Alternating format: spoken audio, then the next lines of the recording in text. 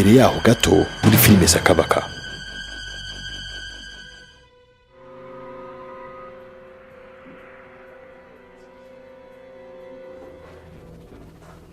uriya mugabo ni wahera nk'umuzi muri bino bice.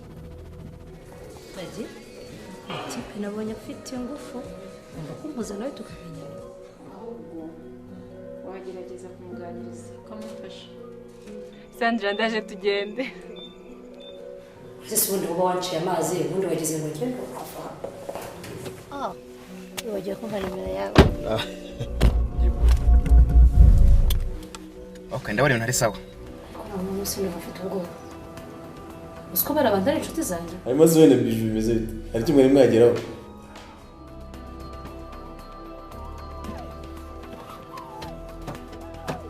Uhamagara ntanyitabe. Ko wanjye nzi gukora iki?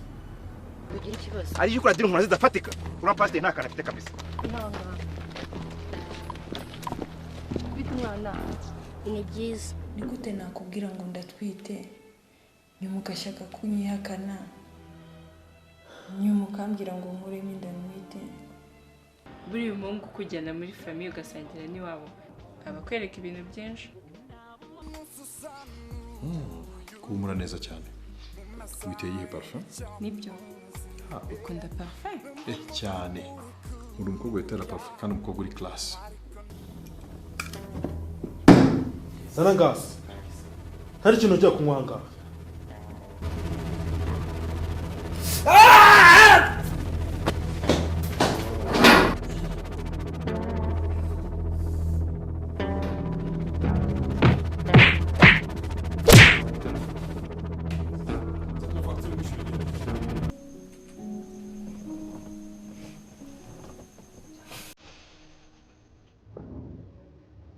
Ntabwo ari ngombwa ko nzindukirana. None se mama nawe bwamuzana umunota nawe.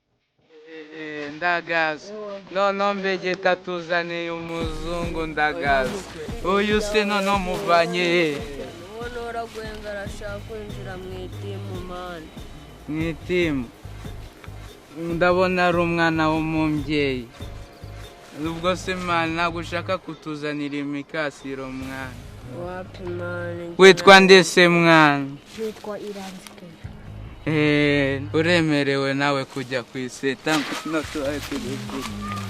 twaguye ku mugaze mwana nawe ube lasita nibyo none se ugutangiye kubyaka mukogeza umufege wari wabimenye nawe uzanaga nibyo ba lasita peti byose ukurimo kwangara none se ubwo uremera iki wangu ubwo byose ukurimo kwanga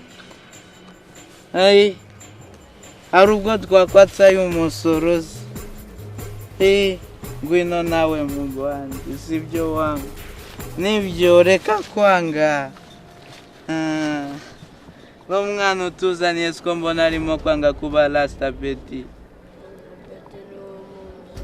beti barasi turabyumva urabyemerera si byose sinarinzi ko nanjye byambaho ngakunda umwe nta namukunda nkamwiha wese wabibonye ntureba hanyuma rero nawe icyo gukora urakizi ntabwo uri umwana ntugire ikibazo sheri wanjye ibyo nkora ndabizi impamvu zo guterwa ubwoba n'uriye ese ndabirangiza sawa rero ngenda agiye kamusigira kwa Fatima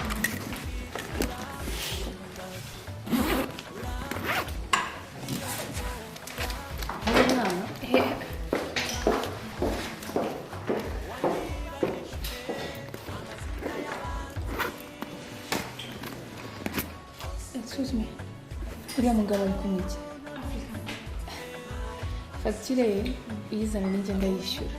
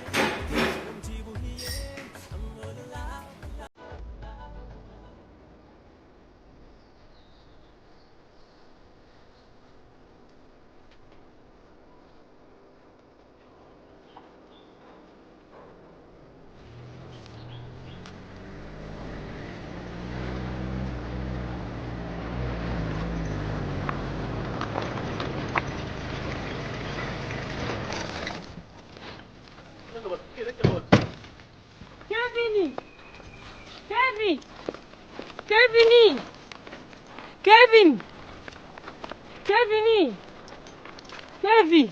Bose nimwe mwabuze umwana. Kevin.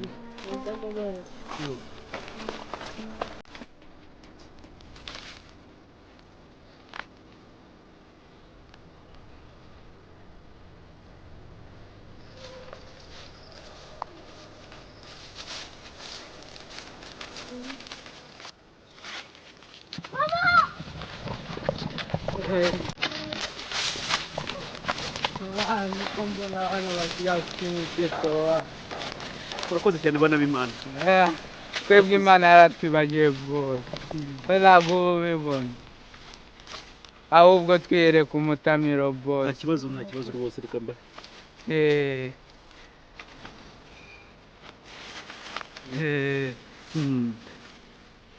Basezereho Kevin, basezereho tugende. Murakoze rero bana b'Imana. Ngaho murakoze.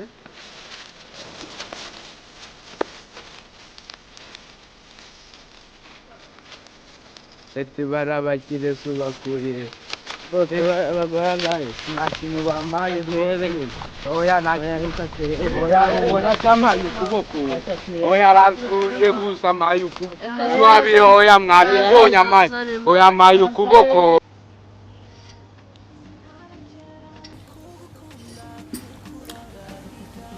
ariko rero kamubwire kuri wantunguye pe buryo byese bituma numva nkikundi ntabwo uri umwana mwiza rwose kose ubundi nibe nama nta kibazo rwose wambaza utuye ukora iki ndumva ashaka kubimenya. okay ntuye Nyarutarama ufite kampani ikora kubijyanye n'ubucuruzi ndetse no kubijyanye n'amasoko ya leta hanyuma si wowe ukora iki? Ngenda umunyeshuri muri universite ndi kurangiza ko mu buzima busanzwe mu bijyanye na business management. Wow ahubwo akazi wakabonye rwose akazi wakabonye kubundi ngiye mbashaka abantu nk'amwe kugira akazi kanje karushaho kugenda neza.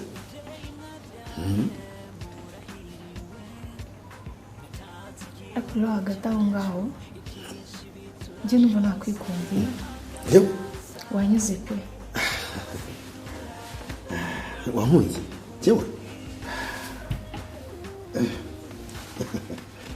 wankunze nakunze ubuse ngo wankundije umugabo nkanjye kubona umukobwa mwiza nkawe nta prince ifite umugore n'abana umugore n'abana njye nabyo bimbwiye kuko nakwikundiye pe god byiza cyane rwose good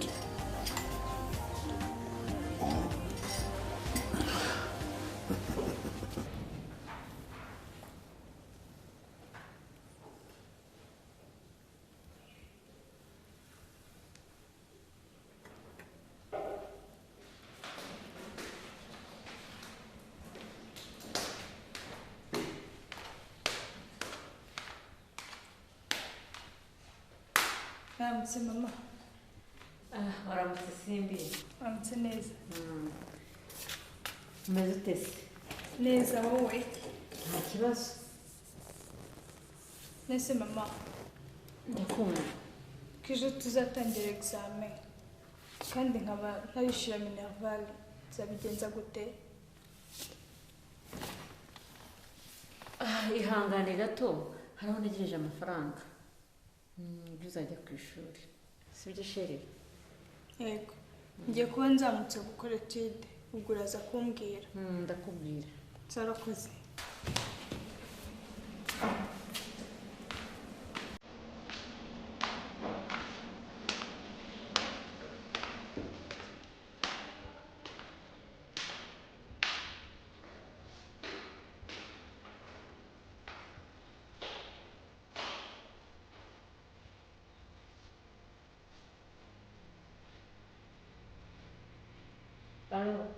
mwaramutse nkeneye amafaranga kandi byihutirwa ariko ko mbere ibyo twavuganye utabyubahiriza bizagenda gute hari utubazo maranye iminsi ariko wihangane mu minsi 2 biba birangiye rwose nkeneye amafaranga byihutirwa kuko uyu mwana wanjye akeneye kujya ku ishuri bitari ibyo kandi ukasubiza amafaranga yanjye kuko numva utubahiriza amasezerano ariko nta by'amafaranga urabizi hari igihe amafaranga umuntu abashyize muri business inyungu zigatinda kugaruka icyo gihe wagombye kwihangana bitarenze ejo kuko niko amasezerano abivuga nta n'ikindi ndenzeho kandi okay nabyumvise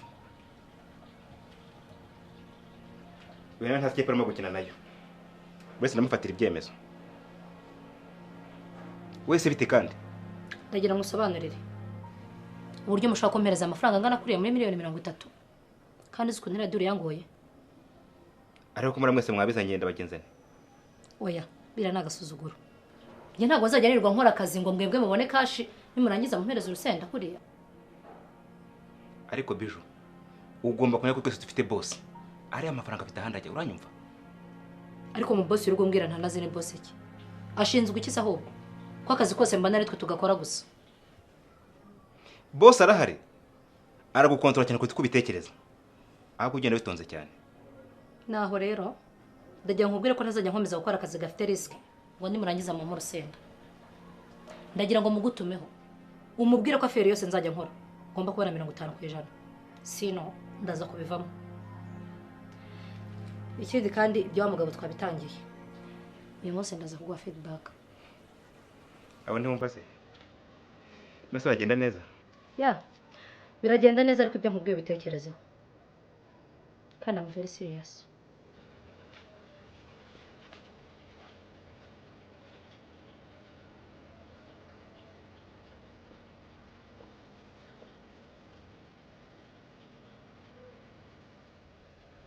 muri hehe ndashaka babyihutirwa mwese mwamungezeho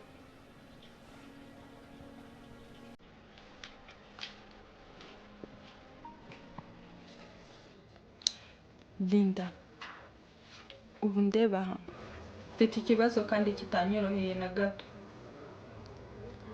burya hari ubuzima umuntu yinjiramo ariko kubuvamo bikamubera ikibazo cyese kandi ko mba mbona umeze neza shabyihorera no kubona umuntu agenda ariko yarashize ubu ndeba ndimo kugenda nshiramo numva mbese nta mahoro mfite na gato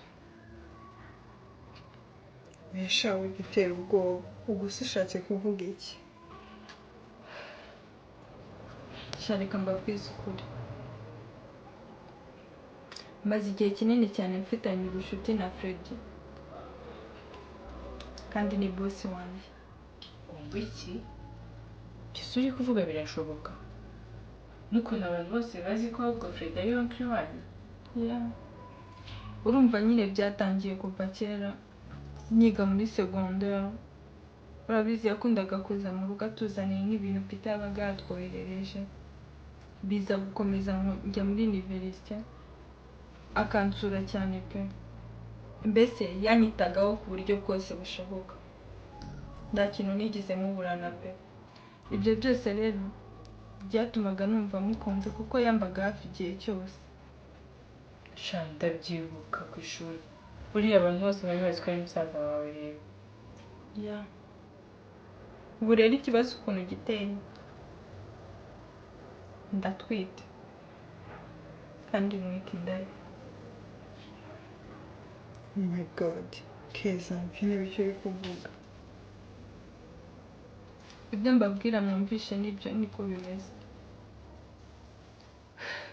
Mbese ntabwo nuje na gato. Ndimo kwibaza uko bigomba kugenda. Usima nanjye ndabihingutse imbere ya mama na Peter. Freddy se warabivuga biki? Sha, mbere nyine yabanje kuntera utwatsi ashaka ko inda nyivanamo, ariko nyuma aza kwisubiraho. Ubu ikibazo mfite cyo ni kimwe.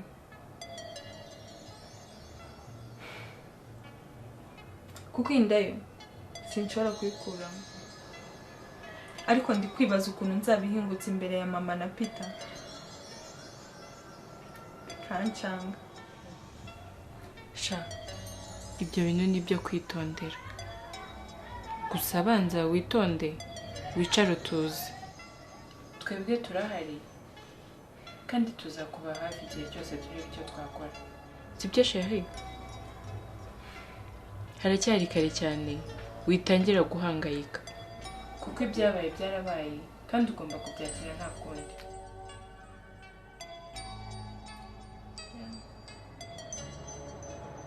Bon, ubu rero nagira ngo mbabwire ko business yacu irimo kugenda neza kandi ko mu gihe gito cyane tube twatangiye gufatamo inyungu kandi ifatika. Tunureba se ko gukorana n'abantu b'abagabo beri sawa cyane. Yeah. Erega giwe Sam namuhisemo muzi. Kandi ndamwizera cyane. Yeah, birimo kugenda neza rwose kandi mwarakoze kunyizera. Kandi nanjye zabagaragariza ko ndi umuntu w'umugabo. Ahubwo asante. Okay. Cheers.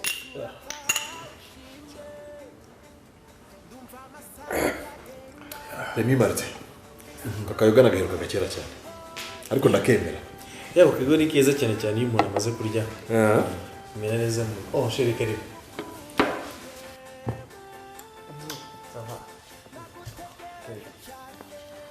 Sam, Peter. Ayagomba presente Sheri wanjye. Fiancé wawe. Kandi nkunda cyane. Wow. Byagenze bite se ko muri kubera inzoga muri office kandi musaza? Oh. Sheri ngiye ngo twabasinze. Ahubwo aragashima twari dufite twakoze kandi gaciyemo. Twa turimo tukaminaho amazi rero. Ahubwo nawe utambuka uzana karahure yari udufashe, sibyo? Mbabarira. Urabizi ko na inzoga. Oh. Ariko nivugiraga da komeze mwimwera. Freddy. Imwana se kwacira amazi wana nuwahe. Eko rero nunseke. Umuntu yanye rwose ikinyarwanda mwaragihinduye nasanze cyarahindutse. Umwana ukeye, umwana waka. Nibindi byinshi. Sheri. Uriya ni Peter.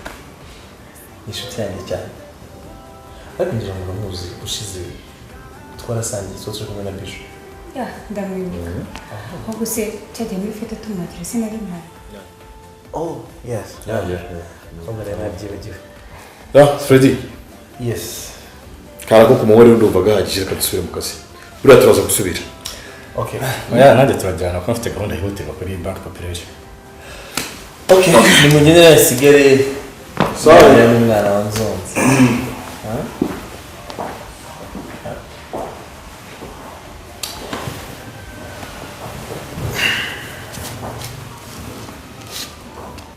Ushobora kumbwira ikikuzanye aha ngaha atanambwiye? ni gute sinza kukureba nkabanza nkakubwira wagira ngo ndebe icyo wirirwamo ariko ntabwo aricyo kinzanye da nari ngukumbuye ubu rero urikoze ngo uraje uje kureba ibyo Fred yirwaho kuko umuntu asetsa ko usanze se nirwa mu biki uranshinzwe se mbahora nivugiraga nuko nari nyuze hano ndabona umuntu agenda naje kukureba ariko ndabona utangiye kunyuka inabi turabizanye se